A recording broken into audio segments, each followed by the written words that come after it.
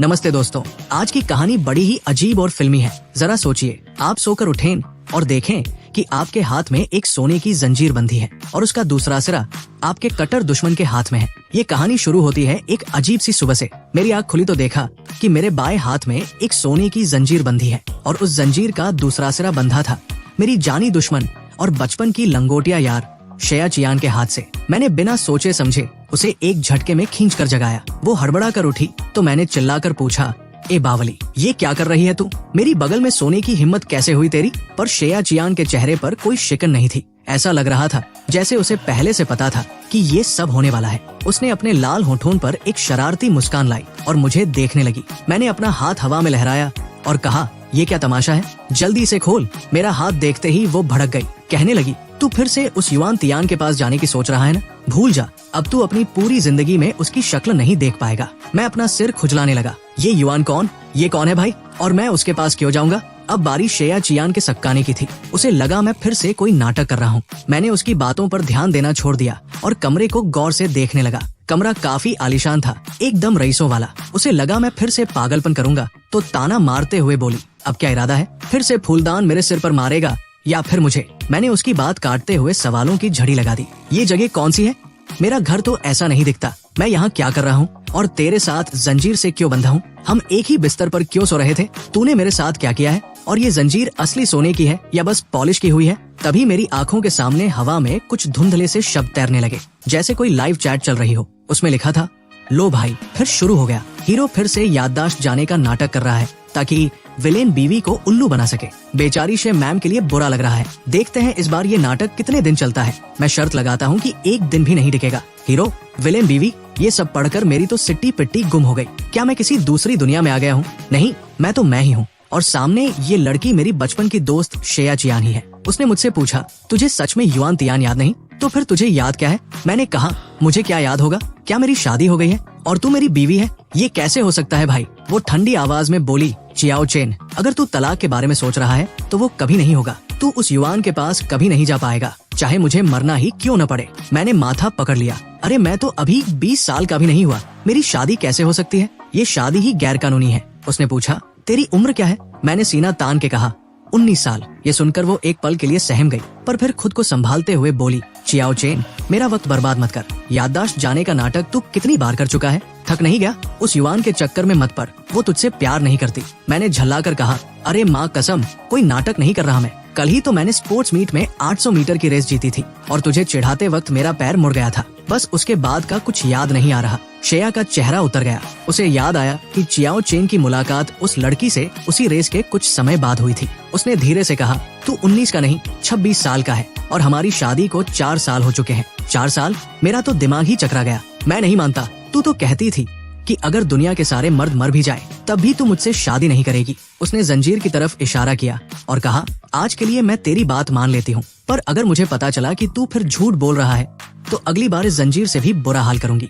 मैंने जंजीर को छूकर पूछा, ये असली सोना है क्या? उसने कहा, हाँ, 18 कैरेट है। मैंने मुंह बनाया, धत तेरी की, फिर तो ये मिलावट वाला हुआ ना। बेकार में खुश हो रहा था। उसकी आवाज थोड़ी नरम हुई। उसने कहा, तुझे जो खरीदना है बता, मैं दिला दूंगी। मैं चौंक गया। सूरज किधर से निकला है आज? पहले तो तुझसे चवन्नी निकलवाना मुश्किल होता था। कहती थी कि तेरा सारा पैसा तेरे पति का है। उसने मुस्कुराकर कहा, तू ही तो मेरा पति है। मुझे अब भी यकीन नहीं हो रहा था। उसने सिरहाने से मैरिज सर्टिफिकेट निकालकर मेरे मुंह पर मारा। उस पर सरकारी मुहर लगी थी और तारीख के हिसाब से हमारी शादी ग्रेजुएशन वाले साल ही हो गई थी। बाद में हम नाश्ते की मेज पर बैठे। हमारी पुरानी नौकरानी वांग माँ नाश्ता लेकर आई। मैंने जैसे ही खाना चखा मेरी तो बाछें खिल गई। वांग माँ, आपके हाथ में तो जादू है। मजा आ गया। वांग माँ खुश हो गई। दामाद जी को पसंद आया तो और खाइए। श्रेया मुझे चुपचाप देख रही थी। उसे लग रहा था कि क्या ये सब सच है? चियाओ चेन को इतना खुश उसने बरसों से नहीं देखा था। पर फिर उसके मन में शक का सांप रेंगने लगा। कहीं ये फिर से मुझे धोखा देकर उस युवान के पास भागने की चाल तो नहीं? उसने मन ही मन सोचा, अगर इसने मुझे फिर धोखा दिया तो मेरे तहखाने में जो सोने का पिंजरा खाली पड़ा है वो इसके लिए बिल्कुल सही रहेगा। मैंने खाते खाते पूछा, यार श्रेया, तू इतनी अमीर कब से हो गई? ये बंगला तो करोड़ों का लग रहा है। तूने कितने पैसे छापे हैं भाई? वो हैरान थी। पहले वाला चियाओ चेन कभी उसके पैसों की बात नहीं करता था। उसने कहा, ज्यादा नहीं, बस 300 करोड़ का बंगला है और कुल संपत्ति कुछ 1000 करोड़ होगी। मेरे हाथ से निवाला छूटते छूटते बचा। क्या? इतने पैसे? सुन, हम कानूनी तौर पर पति पत्नी है ना, इसका मतलब तेरी आधी जायदाद मेरी हुई, मतलब मैं भी मालामाल हूँ। मैंने जोश में आकर कहा, चल फिर कपड़े उतार। वो हक्की बक्की रह गई। मैंने मुस्कुराते हुए कहा, अरे मेरा मतलब है अब तो शादी हो ही चुकी है, तो शर्माना क्या, इसमें मेरा क्या नुकसान है।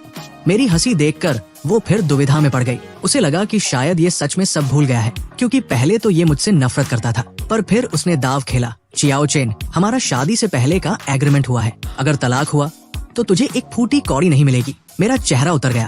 क्या तूने मुझे ठग लिया? श्रेया, तू इतनी चालाक निकलेगी सोचा नहीं था, मुझे तुझसे ये उम्मीद नहीं थी। उसने ठंडी आह भरी और कहा, ये एग्रीमेंट तूने ही जिद करके साइन किया था, क्योंकि तब तू मुझसे शादी नहीं करना चाहता था। तेरा दिल उस युआन तियान ने तोड़ दिया था, इसलिए तूने मजबूरी में मुझसे शादी की और ये शर्त रखी थी। ये बताओ कि हम सिर्फ दिखावे के पति पत्नी हैं, तो हमारी शादी हुई कैसे? और ये युआन आखिर है कौन? मैंने जोर देते हुए पूछा। जैसे ही मैंने ये सवाल किया, मेरी नजर फिर से उन हवा में तैरते कमेंट्स पर पड़ी। कोई लिख रहा था, अरे चियाओ चेन भाई, युआन तेरी जान है, तो दूसरा उसे डांट रहा था, अबे चुप कर, उसकी असली बीवी श्रेया है, वो भी कानूनी तौर पर। ये दोनों तो मेड फॉर ईच अदर हैं। एक ने तो हद ही कर दी। मैं उन लोगों से लड़ जाऊंगा जो विलेन बीवी को हीरोइन बनाना चाहते हैं। वो बेवफा लड़की हीरोइन बनने लायक ही नहीं है। देखना, जैसे ही हीरो को सब याद आएगा, वो अपनी असली महबूबा के पास भाग जाएगा। इन कमेंट्स को पढ़कर मुझे इतना तो समझ आ गया कि मैं, श्रेया और वो युआन नाम की बंदी किसी घटिया लव ट्रायंगल वाली कहानी के किरदार है, जिसमें मैं शायद प्यार में अंधा हीरो हूँ,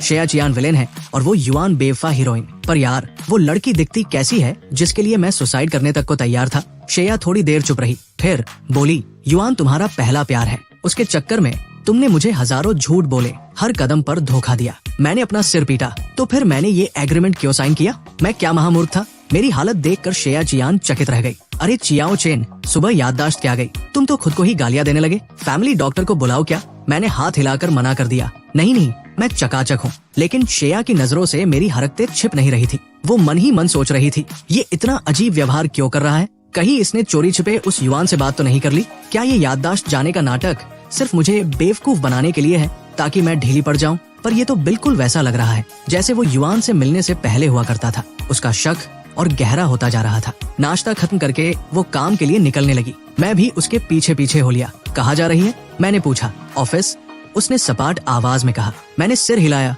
ओह, भूल गया था। और मैं, मेरा ऑफिस कहाँ है? उसने रुककर मेरी आंखों में देखा। तुम्हें घर से बाहर निकलने की इजाजत नहीं है। क्यों भाई, ऐसा क्यों? क्योंकि मुझे लगता है कि तुम नाटक कर रहे हो। तुम्हारी साख मेरे सामने जीरो है। मैंने हाथ जोड़ लिए। अरे बहन, सॉरी बीवी, मुझे पिछले 6 साल का कुछ याद नहीं है। मुझे तो ये भी नहीं पता कि वो युआन गोल है या चपटी। मैं बाहर जाकर क्या ही उखाड़ लूंगा। अगर भूल गए हो तो चुपचाप घर पर बैठो, भागने की कोशिश मत करना, बाहर बॉडीगार्ड्स खड़े हैं, उसने सख्त लहजे में कहा। मैंने कहा, ठीक है, घर पर रुक जाऊंगा, पर मेरा फोन तो दे दे, टाइम पास के लिए कुछ तो चाहिए, मैं नया फोन भिजवा देती हूँ, कहकर वो चली गई। जाते जाते उसने बॉडीगार्ड्स को सख्त हिदायत दी, साहब पर कड़ी नजर रखना, वो कहीं न जा पाए और किसी से न मिले, खासकर उस युआन से। रास्ते में श्रेया की असिस्टेंट झो झो उसे बिजनेस मीटिंग की जानकारी दे रही थी। आज एक बहुत बड़ा टेंडर था जिसमें शेख ग्रुप और युआन ग्रुप के बीच टक्कर थी। असिस्टेंट भी परेशान थी, क्योंकि जब भी चियाओ चेन कोई ऐसा नाटक करता था, वो युआन की कंपनी को फायदा पहुंचाने के लिए ही होता था। असिस्टेंट ने दबी ज़बान में कहा, मैम, कहीं साहब नाटक तो नहीं कर रहे, ताकि आप ढीली पड़ जाए और वो शाम को कोई बड़ा धमाका कर दे? उन्होंने पहले भी कई बार कंपनी का नुकसान कराया है, पर श्रेया का दिल तो चियाओ चेन में अटका था। कंपनी का नुकसान हो जाए पर वो उसे छोड़ना नहीं चाहती थी। उसने बस इतना कहा, अपना बैकअप प्लान तैयार रखो, ये प्रोजेक्ट हमें हर हाल में चाहिए। इधर घर पर मैं रेशम के गद्देदार बिस्तर पर लेटा ऐश कर रहा था। भाई, बिस्तर क्या है, मखमल का दरिया है। मैंने सोचा हमारे खानदान के पास भी पैसा था, पर इतना नहीं कि ऐसा आलीशान बंगला खरीद सके। ये श्रेया इतनी तरक्की कैसे कर गई? क्या खाकर इतनी अमीर हुई है? तभी मेरे नए फोन पर एक मैसेज चमका, चियाओ चेन, आज का प्रोजेक्ट बहुत जरूरी है, तुम बस उस श्रेया को उलझाए रखना, जैसे ही मैं उसे हरा दूंगी हम शादी कर लेंगे। हवा में तैरते कमेंट्स फिर शुरू हो गए। देखो, ये चुड़ैल फिर आ गई हीरो को पट्टी पढ़ाने। हीरो पक्का मान जाएगा, वो उससे बहुत प्यार करता है ना। अबे वो सब भूल चुका है, उसे घंटा याद नहीं कि ये कौन है। अब मुझे माजरा समझ आया, ये मैसेज पक्का उसी जहरीली नागिन युआन का है। मैंने मैसेज इग्नोर कर दिया। 10 मिनट बाद उसके और मैसेज आने लगे, मीठी मीठी बातें, झूठे वादे। वो दूसरे लड़कों के साथ जो दिखती है वो सिर्फ बिजनेस है, प्यार तो वो सिर्फ मुझसे करती है। ये प्रोजेक्ट भी वो हमारे भविष्य के लिए जीतना चाहती है। मैंने झल्लाकर उसे रिप्लाई किया, इतनी ही मोहब्बत है तो 50 लाख रुपए फोन पे कर, फिर अपनी ताकत दिखा। उधर से तुरंत रिप्लाई आया, तुम इतने बदल कैसे गए? तुम तो बर्फ की तरह साफ और मासूम थे। उस श्रेया के साथ रहकर तुम भी पत्थर दिल हो गए हो, उससे दूर रहो। मैंने अपना सिर पकड़ लिया। क्या मैं सच में ऐसी लालची औरत के पीछे पागल था? मुझे खुद पर घिन आने लगी। मैंने बिना कुछ सोचे उसका नंबर ब्लॉक कर दिया और गेम खेलने लगा। उधर बिजनेस मीटिंग के रास्ते में श्रेया के पास घर की नौकरानी वांग माँ का फोन आया। हेलो वांग माँ, क्या हुआ? बिटिया, दामाद जी की तबीयत बहुत खराब हो गई है। वो पेट दर्द के मारे जमीन पर लौट रहे हैं, उल्टियाँ कर रहे हैं। डॉक्टर कहाँ है? श्रेया चियान घबरा गई। डॉक्टर को बुलाया है, पहुंच नहीं वाला है। दामाद जी एम्बुलेंस बुलाने को कह रहे हैं, पर बॉडीगार्ड्स आपकी परमिशन के बिना बाहर नहीं जाने दे रहे। श्रेया चियान चिल्लाई, उन बेवकूफों से कहो फौरन एम्बुलेंस बुलाए। अगर उसे कुछ भी हुआ तो मैं सबकी खाल उधेड़ दूंगी। उसने फोन काटा और ड्राइवर से कहा, गाड़ी मोड़ो, घर चलो। असिस्टेंट चौंक गई। मैम, मीटिंग शुरू होने वाली है और साहब को ठीक इसी वक्त दर्द उठा है। ये चाल भी तो हो सकती है। श्रेया चियांग की आंखों में खौफ था। उसने कहा, मैं जानती हूँ तुम क्या सोच रही हो, लेकिन मेरे लिए चियाओ चेन हमेशा पहले नंबर पर रहेगा। चाहे वो 100 बार भेड़िया आया वाली कहानी सुनाकर मुझे ठूठे दिलाए, मैं हर बार उस पर यकीन करूंगी। वो मुझे हजारों बार धोखा दे सकता है, पर मैं उसे एक बार भी अकेला नहीं छोड़ सकती। मेरी किस्मत वैसी ही खराब है, मैं उसे खोने का गम बर्दाश्त नहीं कर पाऊंगी। असिस्टेंट झो ने कुछ कहना चाहा, पर फिर चुप हो गई। काले रंग की आलीशान रोल्स रॉयस मीटिंग हॉल के ठीक बाहर वाले मोड़ से तेजी से घूमी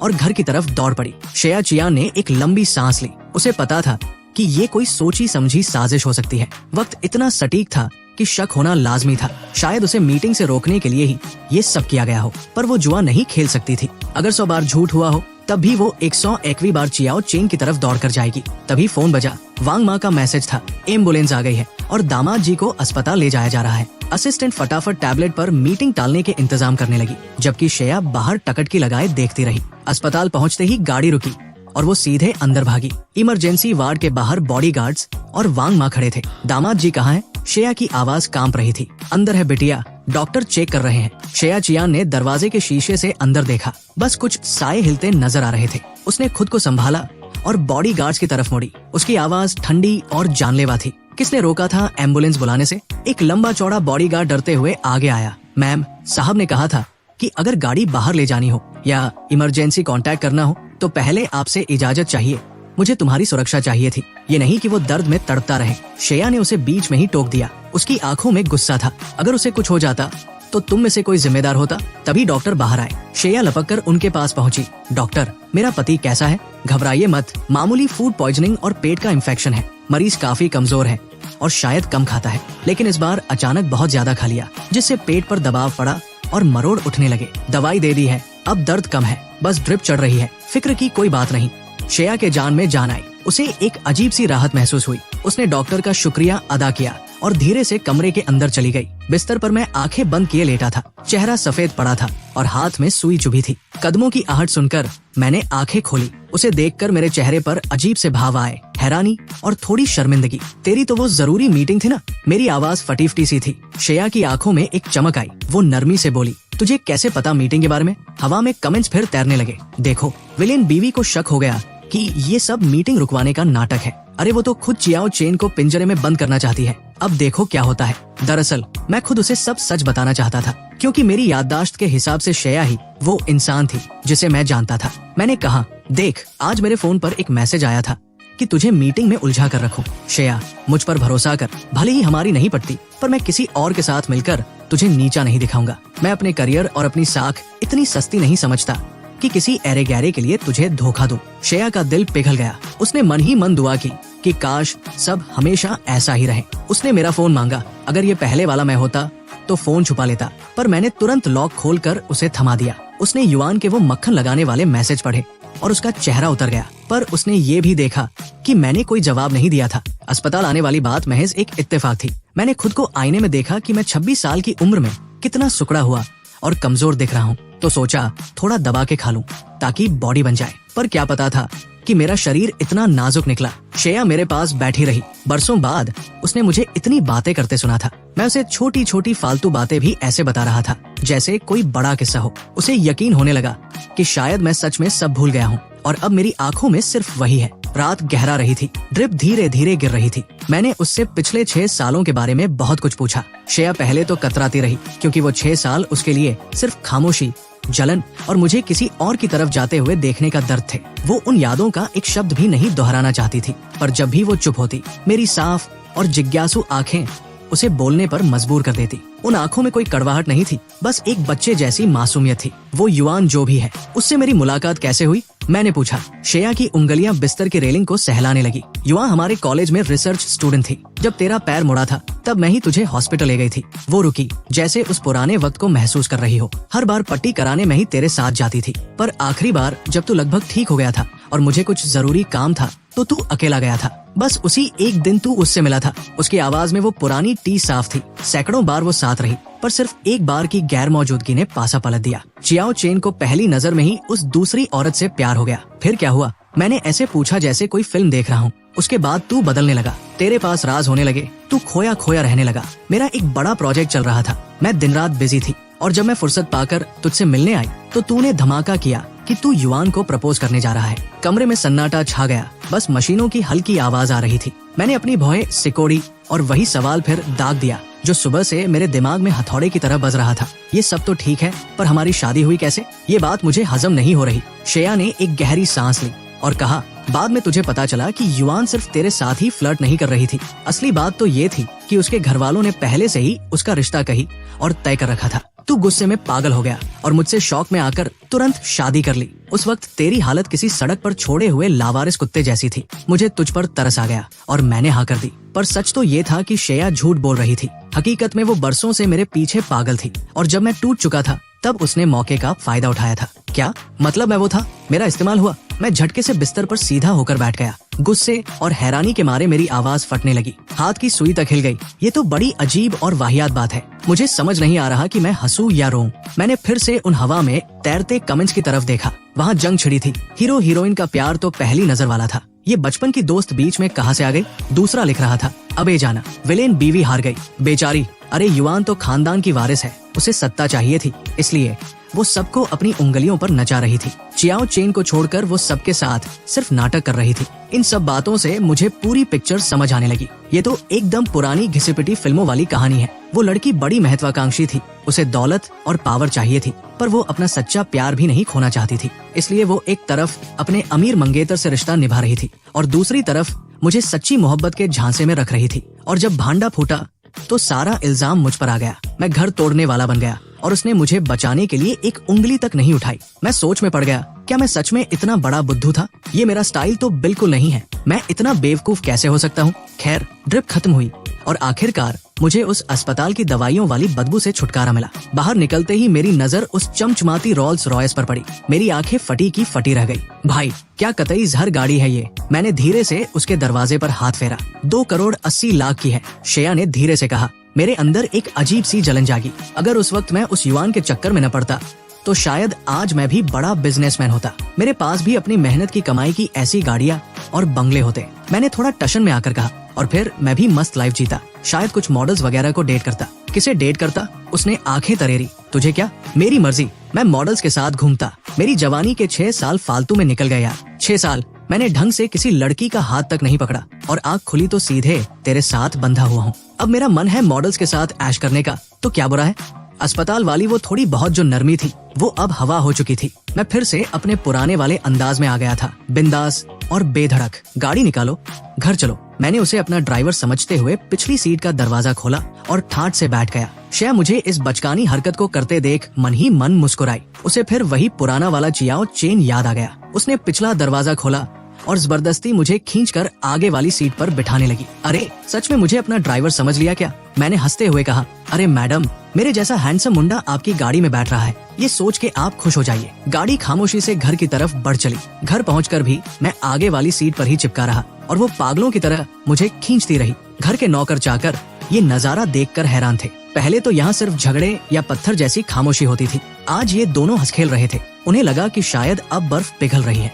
श्रेया ने मेरा हाथ पकड़ा और सीधे बेडरूम की तरफ ले गई। उसने मुझे बिस्तर पर बिठाया और खुद थोड़ी शर्मा सी गई। उसकी ये अचानक आई कोमलता देखकर मैं थोड़ा सक्का गया। तू काफी बदल गई है यार, मेरे मुंह से निकल गया। अच्छा, अब तू मुझे बूढ़ी कहेगा? भूल मत, हम एक ही उम्र के हैं, बल्कि तू मुझसे 1 हफ्ता बड़ा है। तो क्या तू मुझे इनडायरेक्टली बूढ़ी बोल रहा है?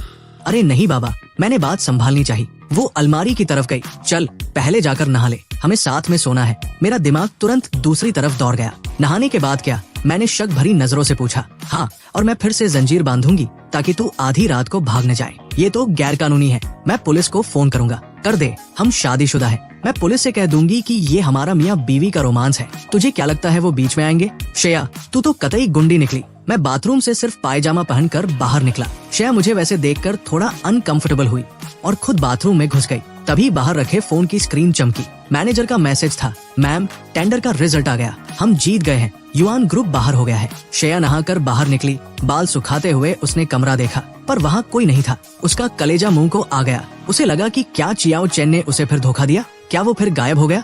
वो कांपती आवाज में चिल्लाई, चियाओ चैन, कोई है? जल्दी जाओ और उसे ढूंढो, अभी के अभी। तभी गलियारे के आखिरी कमरे का दरवाजा खुला। अरे चिल्ला क्यों रही है? सोने देगी या नहीं? मैं चिढ़कर बाहर निकला। आधी रात को क्यों शोर मचा रखा है? क्या किसी की आत्मा बुला रही है? मुझे वहाँ देखकर उसकी जान में जान आई। उसकी हालत पागलों जैसी हो रही थी, जिसे देख मुझे थोड़ी शर्मिंदगी महसूस हुई। मुझे याद आया जब हम 20 साल के थे और मेरा पैर मुड़ा था, तब भी वो मुझे डांटते हुए अस्पताल ले गई थी। चियाओ चेन और बनले हीरो, अब भुगत। अगर ज्यादा टशन दिखाया तो दूसरा पैर भी तुड़वा लेगा। वो बोलती कड़वा थी, पर हमेशा मेरे साथ खड़ी रहती थी। आज 26 साल की श्रेया भले ही बाहर से सख्त और ठंडी दिखती थी, पर फिक्र उसे आज भी उतनी ही थी। मेरा दिमाग अभी भी 19-20 साल वाले लड़के जैसा था, इसलिए मैंने बिना सोचे समझे पूछ लिया, तू मुझसे एक तरफा प्यार करती है ना? सच बता। मेरा सवाल इतना सीधा था कि श्रेया वही ठिठक गई। प्यार गया तेल लेने, चल चुपचाप कमरे में चल, यहाँ नहीं सोना है। कमेंट्स में फिर से हंगामा मच गया, पर मैंने ध्यान नहीं दिया। श्रेया मेरे सामने खड़ी थी। उसकी आंखें साफ कह रही थी कि ये कोई विनती नहीं, ऑर्डर है। खुद चल रहा है या बंदों को बुलाकर उठवाऊं? मैंने नजरें चुराते हुए कहा, मैं गेस्ट रूम में सो जाऊंगा ना, भागूंगा नहीं यार, भरोसा कर। वैसे भी मुझे तुझमें कोई इंटरेस्ट नहीं है। देख तो कितनी दुबली पतली है तू। मैंने खुद को देखा। मैं खुद भी काफी बीमारों जैसा कमजोर दिख रहा था। उसकी आंखों में एक पल के लिए दुख की झलक दिखी। वो जो दुख और दर्द उसकी आंखों में एक पल के लिए चमका था, उसे देखकर ऐसा लगा जैसे मुझे चोट पहुंचाते पहुंचाते उसने खुद को भी जख्मी कर लिया हो। मैंने तंग आकर पूछा, पर तू मुझे इस जंजीर से बांधकर क्यों रखना चाहती है? क्या बिगाड़ा है मैंने तेरा? श्रेया ने एक लंबी ठंडी सांस ली। शादी से पहले तू उस युवान के चक्कर में अपनी हालत पागलों जैसी कर चुका था। शादी के बाद मैंने तुझे पूरी आजादी दी थी, पर तू जब भी उससे मिलकर आता, घर में 3-3 दिन तक भूख हड़ताल करता और मुझसे तलाक मांगता। मैंने तुझे कभी रोका नहीं, यहाँ तक कि तेरी हिफाजत के लिए तेरे पीछे बॉडीगार्ड्स भी लगाए। वो रुकी और उसकी आवाज थोड़ी भारी हो गई। पर एक दिन तू घर के बाहर रोता हुआ मिला। तूने कहा कि युवान अपने मंगेतर से सगाई कर रही है। तुझे तब भी समझ नहीं आया कि वो तुझे सिर्फ इस्तेमाल कर रही है।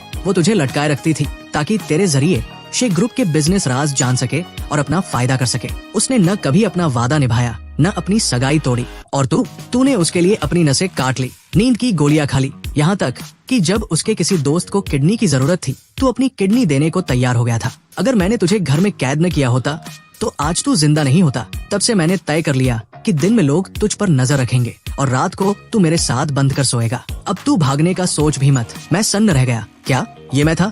ये तो कतई महाउतिया होने की निशानी है। क्या सच में मैं इतना बड़ा पांडु था? मुझे यकीन ही नहीं हो रहा था कि इस कहानी का लेखक मुझे इतना गिरा हुआ कैसे दिखा सकता है। खैर, जो भी हो, अब तो मैं सब भूल चुका हूँ। मैंने अपना बचाव करते हुए कहा, देख अब तो मैं सब भूल गया हूँ ना, तो अब ये ड्रामा बंद कर। इसीलिए तो बांध रही हूँ ताकि तुझे अचानक कुछ याद ना आ जाए और तू फिर से मरने मारने पर उतारू हो जाए। चुपचाप चल, मुझे तुझमें कोई दिलचस्पी नहीं है। मैं मान गया। इतने सालों तक मेरा साथ न छोड़ने वाली उसकी इस वफादारी ने मेरा दिल जीत लिया। चलो, ये लड़की ज़बान की कड़वी जरूर है, पर है अपनी सगी। हम बेडरूम में गए और उसने फिर से वही जंजीर हमारे हाथों में बांध दी। वो बिस्तर के दूसरे कोने पर सो गई। मुझे नींद नहीं आ रही थी। श्रेया, ये बिस्तर बहुत मुलायम है यार। वो बेचारी दिन भर की थकी हुई थी। झुझलाकर बोली, सो जा अब चुपचाप। अगली सुबह जब हल्की सी आहट हुई तो मेरी नींद खुली। श्रेया उठ रही थी। जंजीर की आवाज से मेरी नींद खराब हो गई। मैंने तकिए में मुंह छिपाकर कहा, अरे यार, सुबह कोई क्लास नहीं है, सोने देना, उठ और नाश्ता कर, उसके बाद सो जाना।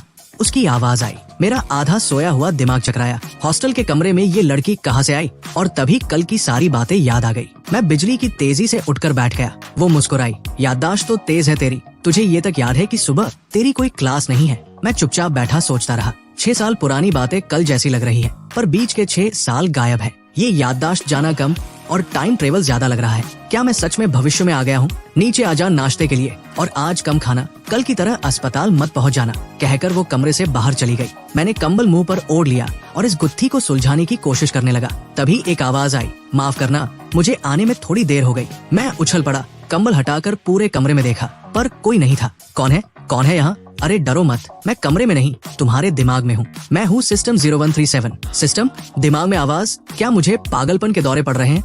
नेक्स्ट पार्ट के लिए 2000 लाइक्स का टारगेट रखते हैं। जैसे ही टारगेट पूरा होगा वीडियो आ जाएगा। वीडियो को हाइप जरूर करें। मिलते हैं बहुत जल्द अगले वीडियो में।